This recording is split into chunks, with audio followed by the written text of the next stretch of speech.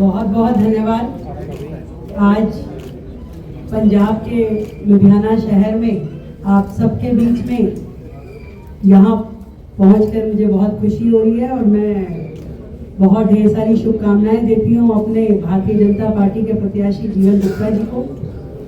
और आज मैं जो पंजाब राज्य में आप सब लोगों के सम्मुख प्रस्तुत हुई है, तो कुछ बातें मुझे बतानी है और कुछ बातें मुझे पूछनी है, इसलिए आज मैं यहाँ आई हूँ।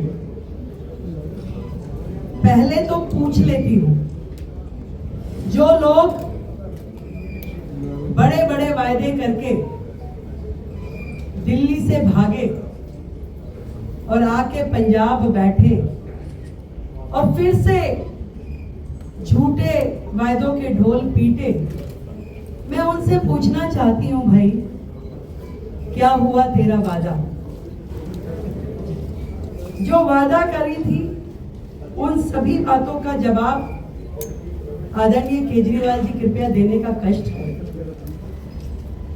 मुख्यमंत्री जी से नहीं पूछना चाहती मैं, क्योंकि मुख्यमंत्री जी तो केवल मखौटा है, सरकार तो दिल्ली से चैनलाइज हो रही। एक जो वायदा किया था पंजाब की बहनों को 1000 रुपए देंगे, 3.5 साल हो गए भाई। दिल्ली में तो आप 100 दिन की सरकार हुई है तो पहुंच जाते हैं तख्तियां लेके, महिला सम्मान निधि, महिला सम्मान निधि। 3.5 साल में 1000 छोड़ो 1 रुपया भी दिया क्या? कृपया जवाब दें माननीय केजरीवाल जी। जो किसानों से एमएसपी का वादा किया था, क्या किया? दिया क्या? 3.5 साल की सरकार हो गई।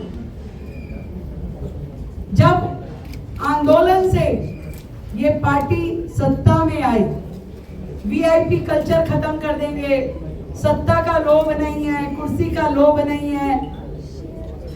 मैं पूछना चाहती हूँ, दिल्ली की जनता ने जब आपको वहां से उखाड़ा, भगाया, तो किस सत्ता के लालच में आके पंजाब के साथ चिपक गए भाई? फिर आप कहते हैं वीआईपी कल्चर, तो क्यों यहाँ पंजाब के पैसों से, जनता के खून पसीने की कमाई से पूरी की पूरी आपकी दिल्ली कैबिनेट पंजाब पे शासन कर रही है।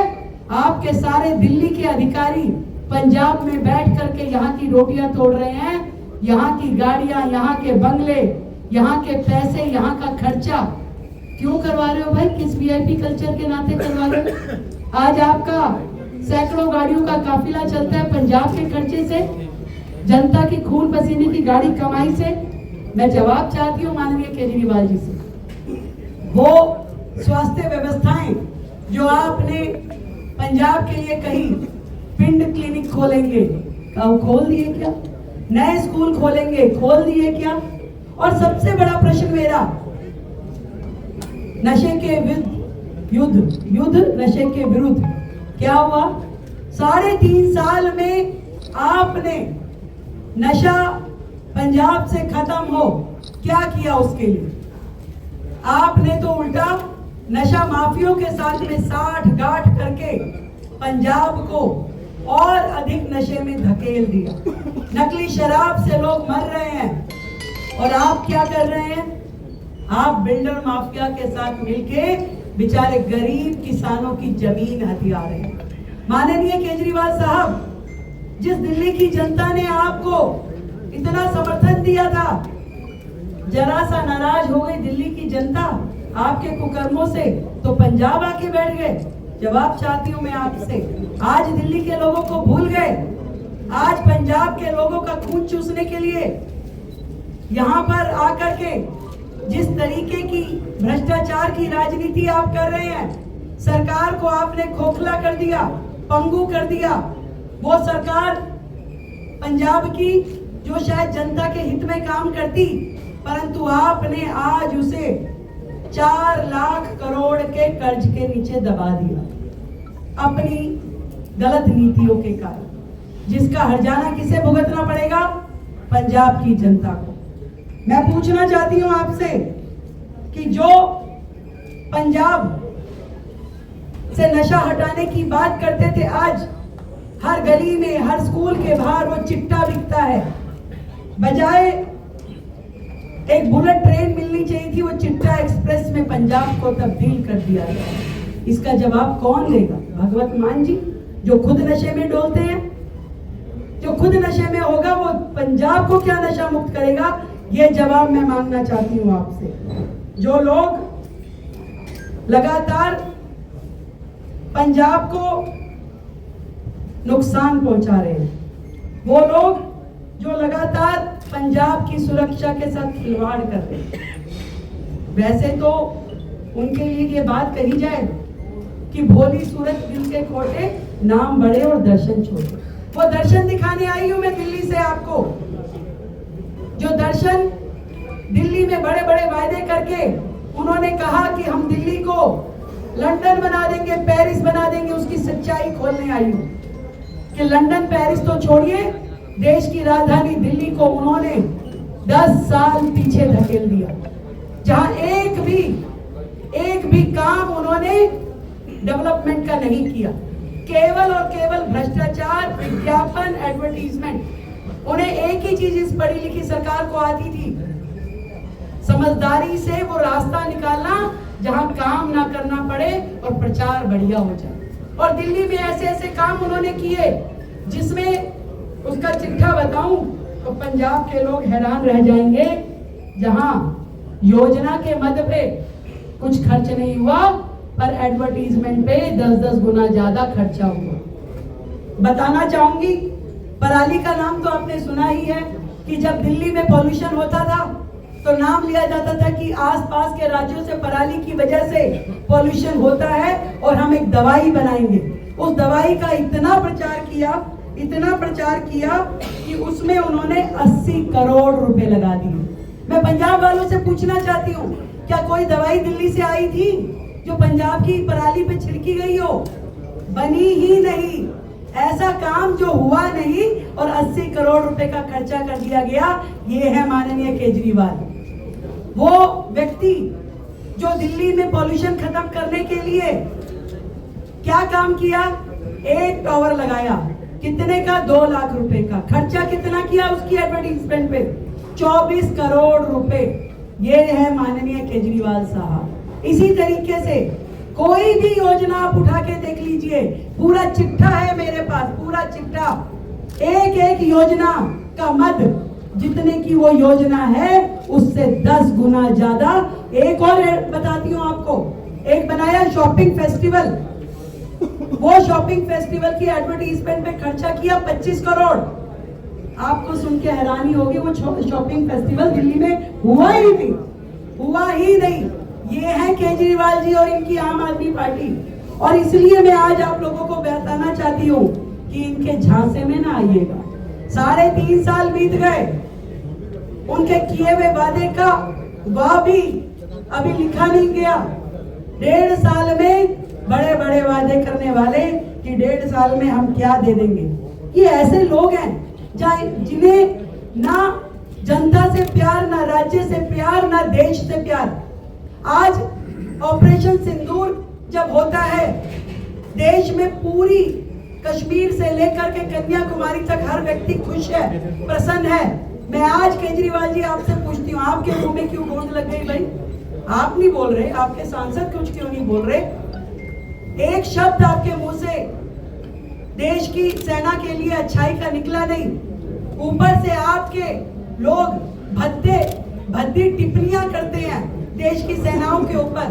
मैं आपसे सवाल पूछती हूँ, ये जो ऑपरेशन सिंदूर हुआ, आज दिल्ली में बैठा हुआ व्यक्ति वो महसूस नहीं कर सकता जो पंजाब में व्यक्ति रह करके उसका दिल कांपता है जब सामने से मिसाइल आने की बात होती है, तोप आने की बात होती है। परंतु ये नरेंद्र मोदी जी का नेतृत्व था जिसके कारण से जिस तरीके की व्यवस्थाएं और सुरक्षा एयर ड्रोन जोन यहाँ बनाया गया, एक भी ड्रोन, एक भी मिसाइल पंजाब की सरहद को क्रॉस नहीं कर सकता। ये नरेंद्र मोदी जी की निर्णय क्षमता थी और उनके द्वारा विकास पे किया हुआ, वो डिफेंस पे किया हुआ खर्चा था जिसके कारण से आज पंजाब सुकून में है। आपसे एक शब्द मुंह से नहीं निकला देश की केंद्र की सरकार की बड़ाई में। उल्टा आप जब बोलते हैं देश की सेनाओं के खिलाफ बोलते हैं, देश दुश्मनों के साथ खड़े हुए दिखाई देते हैं। मैं आपसे सवाल पूछना चाहती हूँ कि आखिर आपका इस मातृभूमि से, इस पंजाब की वीरों की धरती से कुछ संबंध है या नहीं है? मैं आपसे सवाल पूछना चाहती हूँ भाई, आज आप झूठी पंजाबियत दिखाते हो। जब आप 10 साल दिल्ली में राज किया, एक भी पंजाबी मंत्री, सिख मंत्री आपकी कैबिनेट में कभी नहीं रहा। क्या आपने इनको इस लायक नहीं समझा कि कभी आपकी सरकार में कोई पंजाबी व्यक्ति जुड़ जाए, कोई सिख व्यक्ति जुड़ जाए?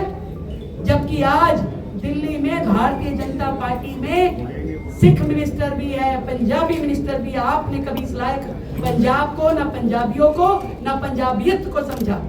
आपने दिल्ली में जितने भी पंजाबी स्कूल थे, वहां पे उनकी सबकी लैंग्वेज बंद करवा दी, पंजाबी लैंग्वेज। और आज आप पंजाब में बैठ करके पंजाब पे शासन करना चाहते हो। सरकार को खोखला कर दिया आपने। वो मुख्यमंत्री जो एडवर्टीजमेंट में केवल दिखाई देते हैं मुख्यमंत्री जैसे, आपने कहा उनको मुख्यमंत्री जैसा छोड़ा है?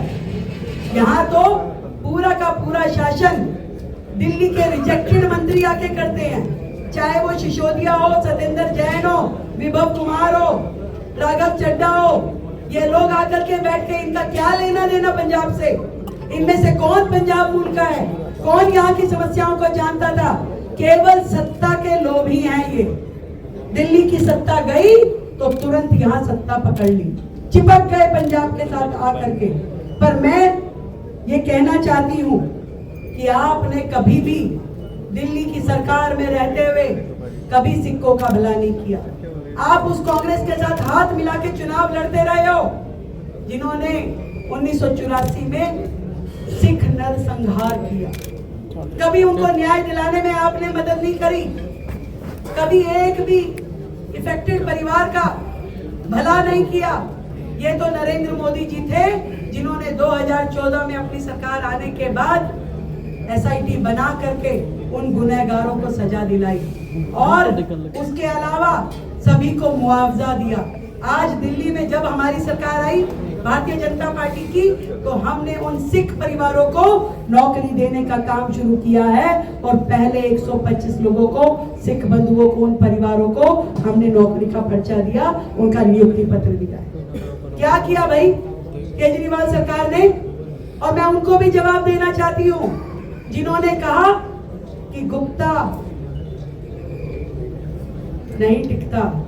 बताना चाहती हूँ ये गुप्ता है, काम करेगा पुख्ता और किसी भी झाड़ू वालों का अरोड़ा बन नहीं सकता इनके लिए रोड़ा।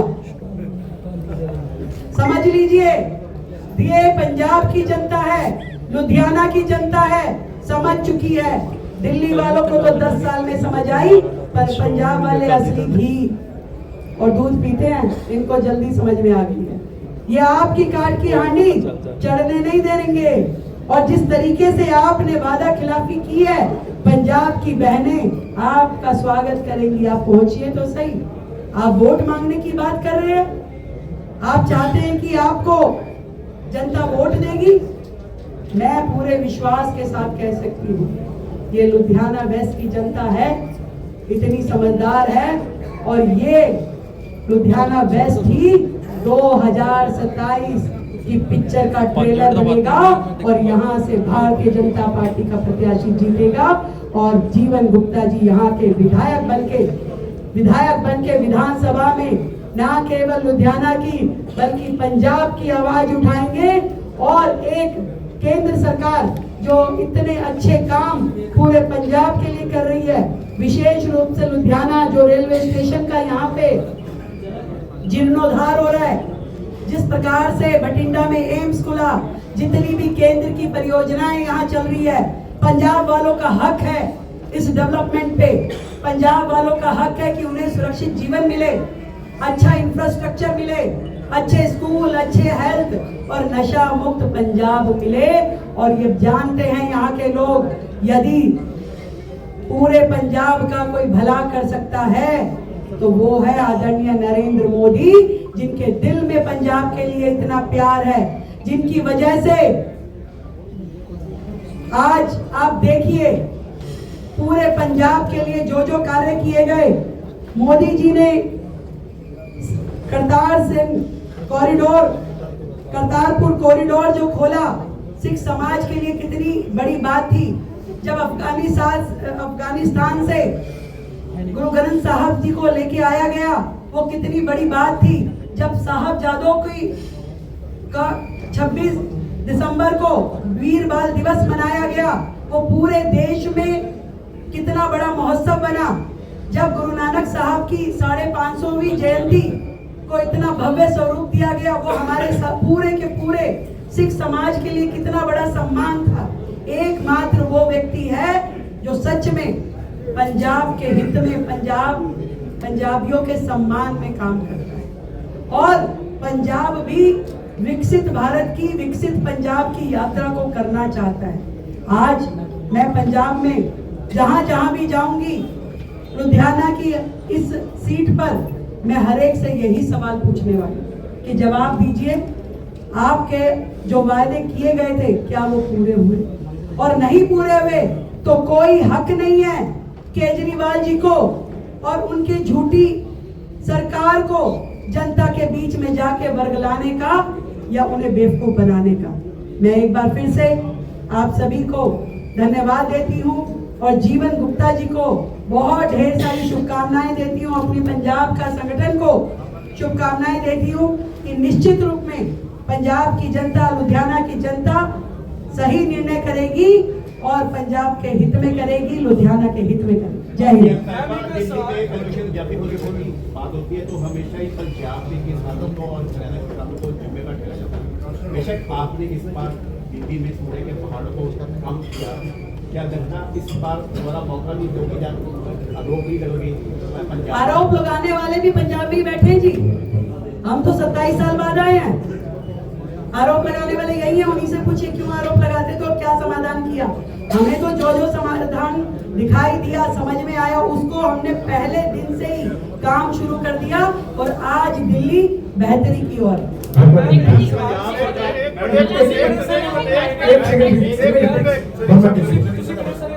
केजरीवाल जी थे कि फेस्टिवल करवाया गया पर फेस्टिवल होया नहीं, पैसे खर्चते गए।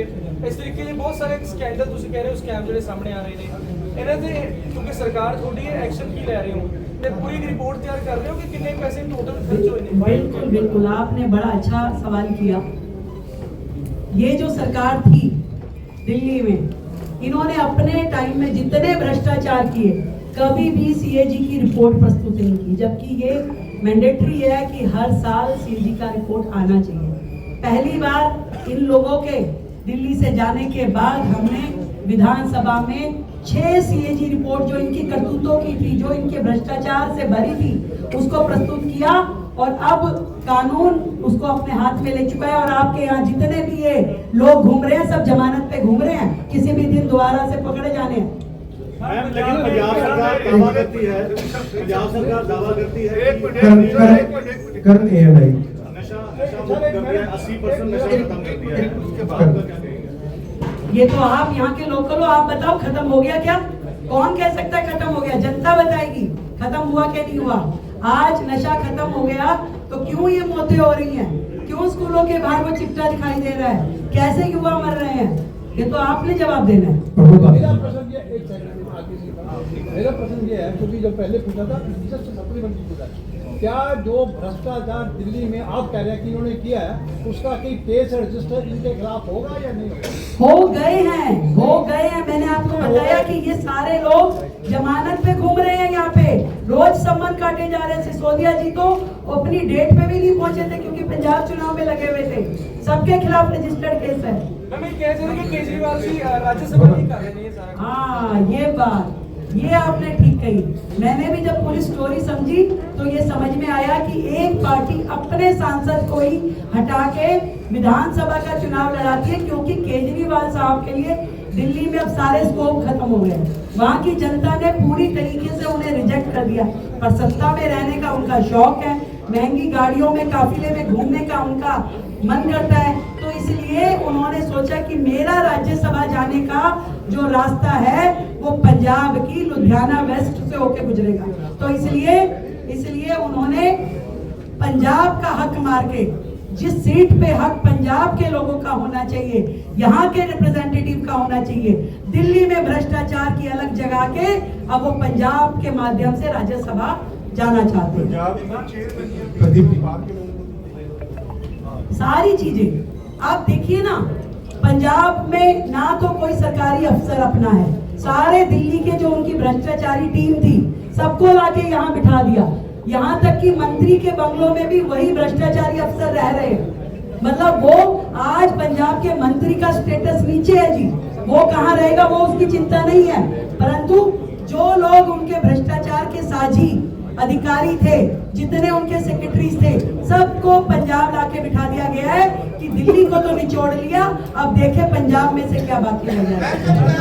आपने सरकार बनाई है ना,